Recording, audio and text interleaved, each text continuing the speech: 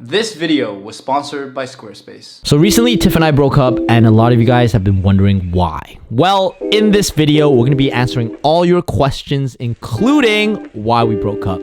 But before we start, make sure to check out part 1. Is this like a date? It's Like, what is this? Yeah, I guess we're going to move on to spilling the tea. So enjoy. Alrighty. Let's answer some of the pressing questions. Okay, so do you want me to curate it, or do you want to just go through some as well? You can curate it. I can curate it? Pretty okay. open. There's quite a lot of questions. How long did you guys date for? We dated for, I think, 2.5 years. Almost 3 years. Almost 3 years. What's your favorite memory together? The first time we hung out, she got me a bus transfer, so I didn't have to pay. I thought this was a really dumb, I was surprised when you told me before that, this was, your favorite. She basically got me a bus transfer instead of me buying again the TTC. I'm a pretty, money conservative guy. I'm pretty cheap. frugal. I'm cheap. I'm conservative. I'm smart cheap with my money. And I didn't even have to mention it. And I was like, wow. How about you? What's your favorite memory? I feel like I really enjoyed, I'm a quality time person, so I feel like I have a lot and I can't specifically pinpoint, one. I think I really liked when we went to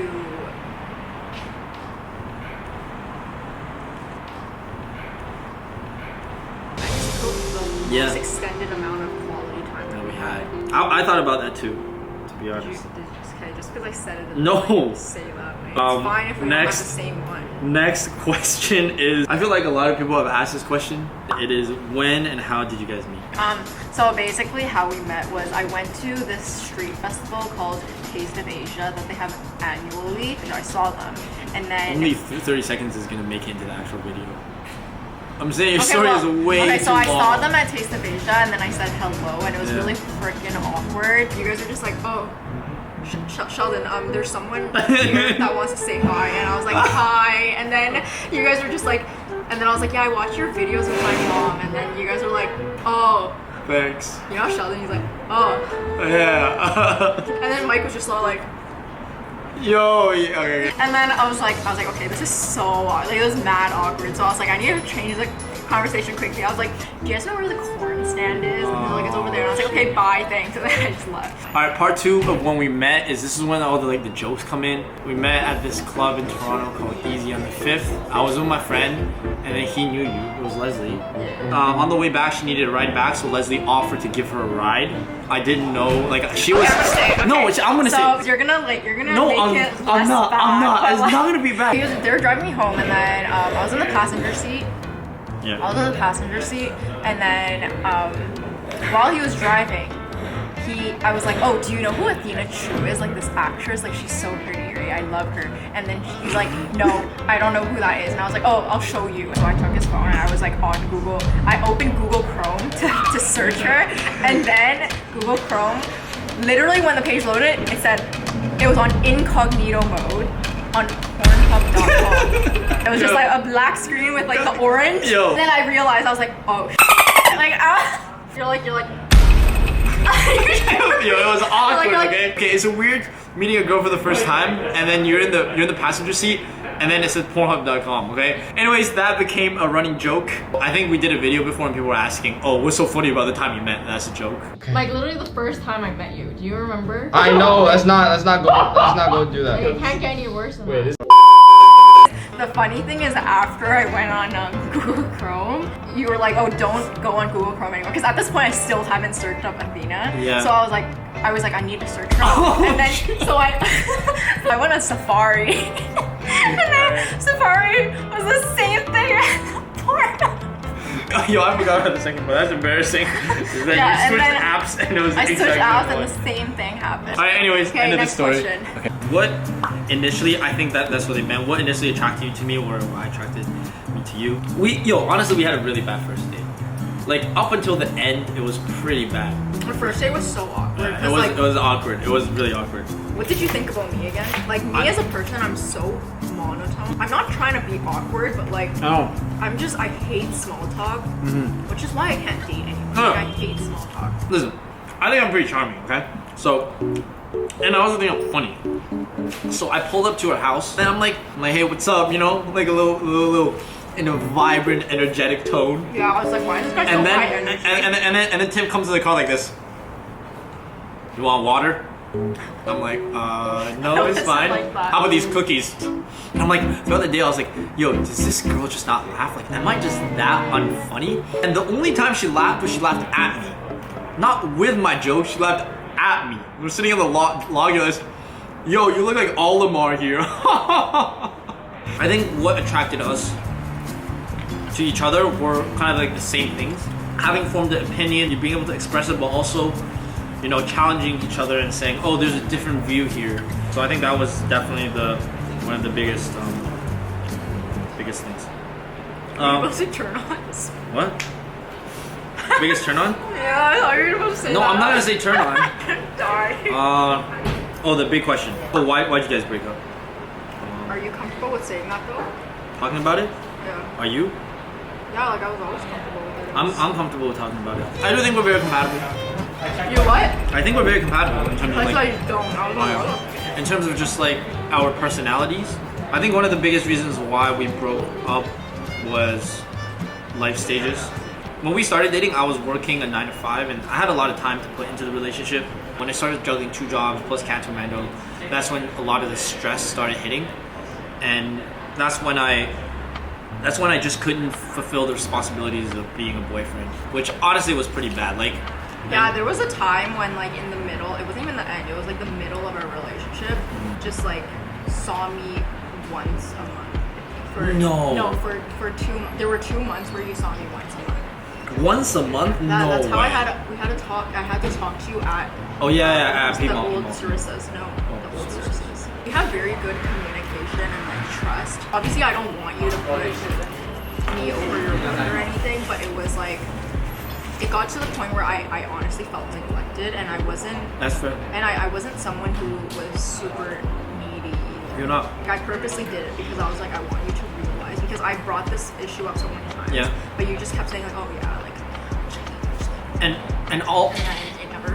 Although I take a lot of pride in my communication, I had a lot of resentment built up in the relationship because during that time, I think you were in school, I was working on Cantomando and stuff like that, and I just felt like you weren't putting your priorities straight, you weren't worrying about your future as much as I was, and I think that part of me was just like really resentful, that I'm like, yo, why are you not caring about this aspect of your life? Yeah. And it became kind of toxic. I don't think I was toxic. I think it was just like, it was subconsciously, because I don't think you realized you had that resentment until like, I pushed you to have a talk, and then you had to really confront and like take a look inside of like why you were acting the way that you Yeah. At that time, like, yeah, I think it was definitely like a life stage thing. I think it's still going on. Like, I still don't really know like what I'm doing. Even though I was in school, like I wasn't actively like trying to seek out internships. I wasn't actively like trying new things. Like the only new thing I tried was really like pottery, and then I wasn't even like super consistent at the time. For me, it was like relationship over everything, versus for you, it was like work over relationship. It became a chore. Like it became a checklist thing where I'd be like, okay, we hang out for 2 hours and 2 hours only, and then you felt that. You're like, oh, why does every time we hang out, we only hang out for like 2 hours? It was not spontaneous at all. It was very. I feel like I'm gonna cry.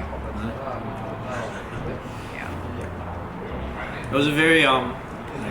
That wasn't a high five.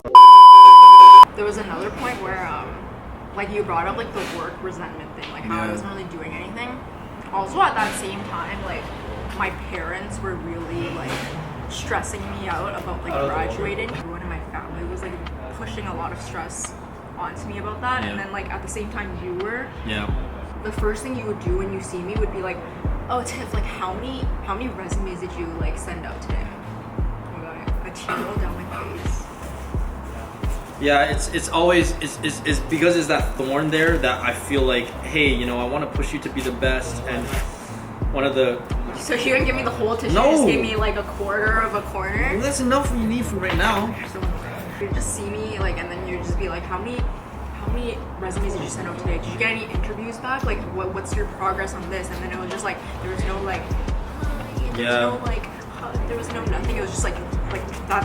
And it was the same with my parents. So I was like, it was like pretty tough for me then.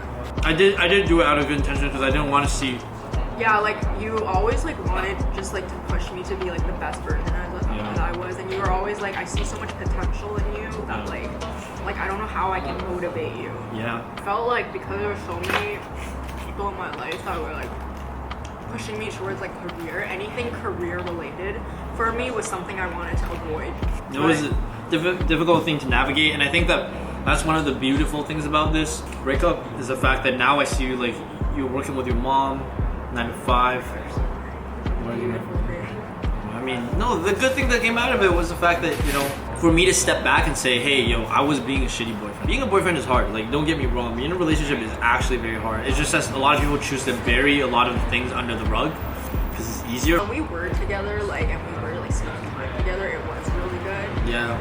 But it's just like that was the issue of like prioritizing certain things in the relationship and like our expectations of each other was always kind of like a shadow that was lingering behind like in our relationship. It would come in cycles. Like sometimes we'd get like, it's like you didn't see me for like a month. Yeah. And then afterwards we'd be like really good and we would be able to compromise where you could work and then I was also like content with like the amount of time we spent together. It's I'm reflecting a lot past the I'm reflecting a lot as well. So that was a long answer.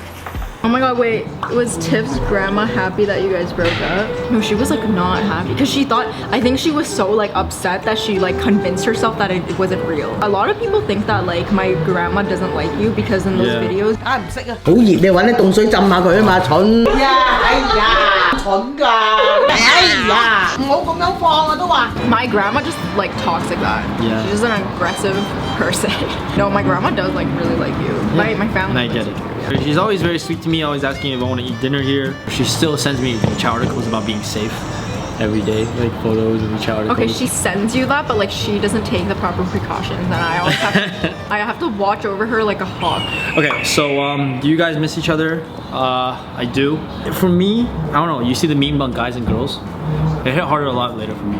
Like you have time to think about the situation, and you're like, oh shit, like this is a part of my life. I really cherished it. And then you go down this rabbit hole too. Like I go back to the pictures as well. Like I keep them in a folder. Sometimes I go back to it.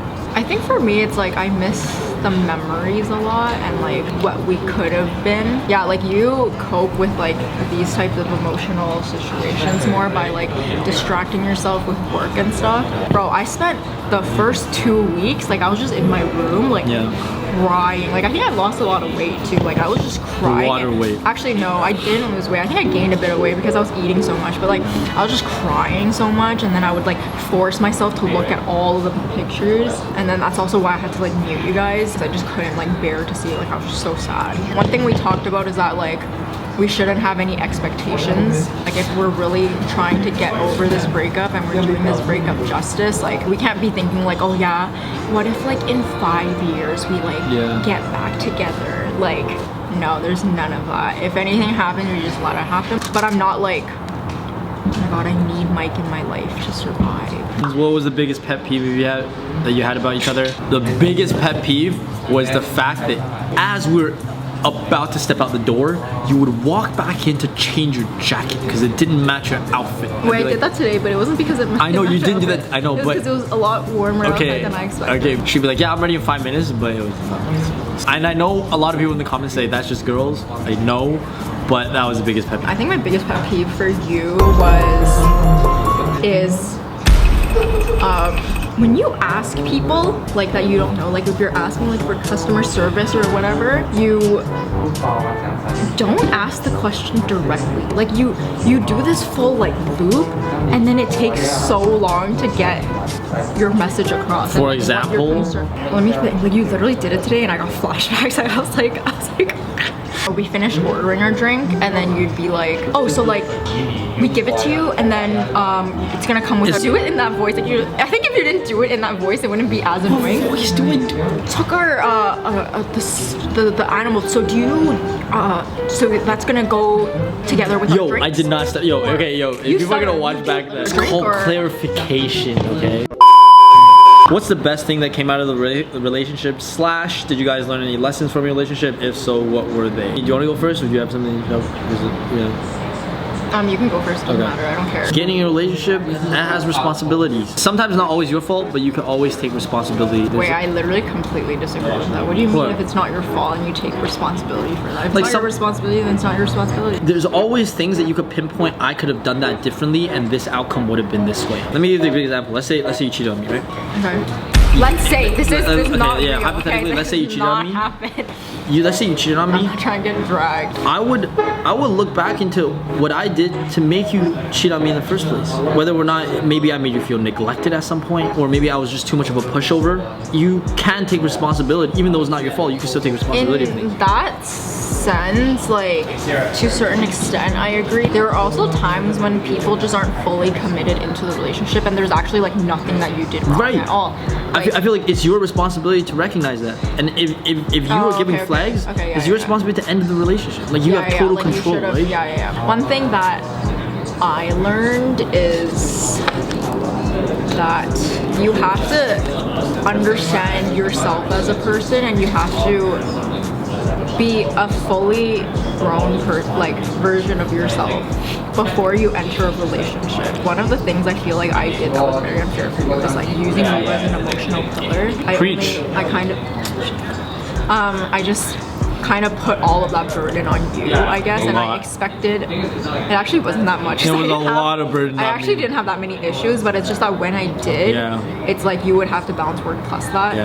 I need to know how I would cope with certain things without having to rely on someone else. I think I was pretty dependent in that aspect on you. Last question was, can exes be friends? I read up here, and I think that they can. I strongly believe that they couldn't in the past. I feel like that they can.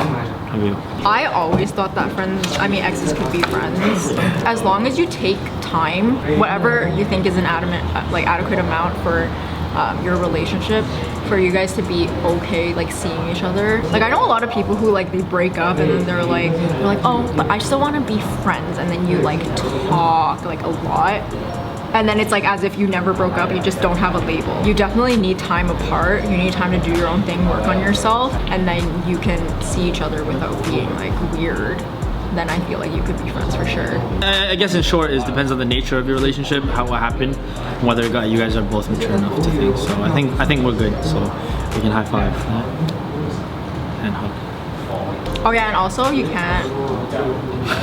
Yo, I'm crying and also because you know I have to edit this video. I know, but like I was gonna say that like you can't force the other person to be friends with you. It's true. Like sometimes people are like. Sometimes. You have to like, you just have to respect everyone's boundaries, and like if they don't want to be friends with you and they want to cut you off, then let them cut you off. Okay. We're good, right? Anyways, guys, we are going to the last activity of the evening. We're actually gonna go pottery. We're gonna go see Tiff's ceramic bowls and her. None of my bowls are there. Okay, but you like doing pottery alone, right? So yeah, and I listen to like Studio Ghibli instrumental music. But we're gonna head there and disturb the peace today. So we'll see you guys in a bit. They're doing Dr. Phil. Huh? They're doing Dr. Phil. There they go. What if it's like a kissing club? It's a kissing club, right? It's pottery, dude. Edward, you're not pottery expert, man. They're making a love statue. Okay, alright. Yeah. I think. We can't go in there. We can't go in there. Yeah, let's call. Okay. Yo, did Mike answer your question? Because he didn't answer mine.